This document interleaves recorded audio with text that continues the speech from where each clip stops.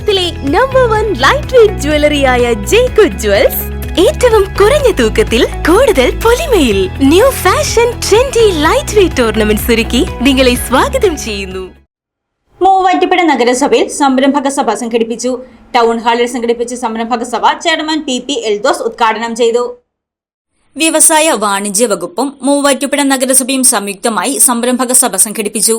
പ്രാദേശിക തലത്തിൽ സംരംഭക ആവാസ വ്യവസ്ഥ ശക്തിപ്പെടുത്തുന്നതിനായി മൂവാറ്റുപുഴ ടൗൺ ഹാളിൽ സംഘടിപ്പിച്ച സംരംഭക സഭ നഗരസഭാ ചെയർമാൻ പി എൽദോസ് ഉദ്ഘാടനം ചെയ്തു.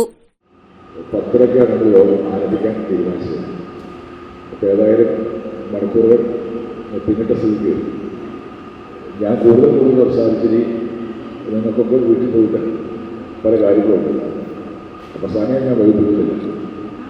മൂവാറ്റുപുഴ നഗരസഭയെ സംബന്ധിച്ച് ഈ നഗരസഭാ പരിധിയിലുള്ള അഭ്യസ്തവിദ്യരും അല്ലാത്തവരുമായിട്ടുള്ള ആളുകൾക്ക് സ്വയം തൊഴിൽ കണ്ടെത്തുന്നതിനുള്ള സഹായവും സഹകരണവും ആവശ്യമായ ഉപദേശങ്ങളും ബാങ്ക് വായ്പ ഉൾപ്പെടെ അത്തരത്തിലുള്ള കാര്യങ്ങളെല്ലാം ക്രമീകരിക്കുന്നതിന് വേണ്ടിയാണ് വ്യവസായ സംരംഭക സഭ എന്ന പേരിൽ ഇന്നിവിടെ നമ്മളെ ഒത്തുകൂടിയിട്ടുള്ളത്.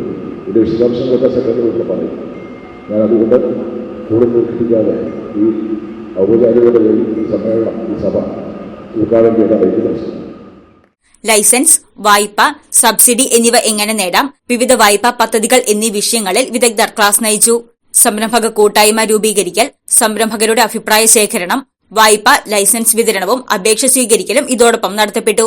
മൂവാറ്റുപുഴ നഗരസഭ പൊതുമരാമത്ത് standing committee chairperson Nisa Ashraf അധ്യക്ഷത വഹിച്ച ചടങ്ങിൽ ആരോഗ്യ standing committee chairman PM Abdul Salam, secretary Simi H, കൌൺസിലർമാരായ Nejila Shaji, PM Salim, Amal Babu, KK Subair, EDE Aishwarya Sanish, വ്യവസായ വികസന ഓഫീസർ ഗോപിക V തുടങ്ങിയവർ പ്രസംഗിച്ചു.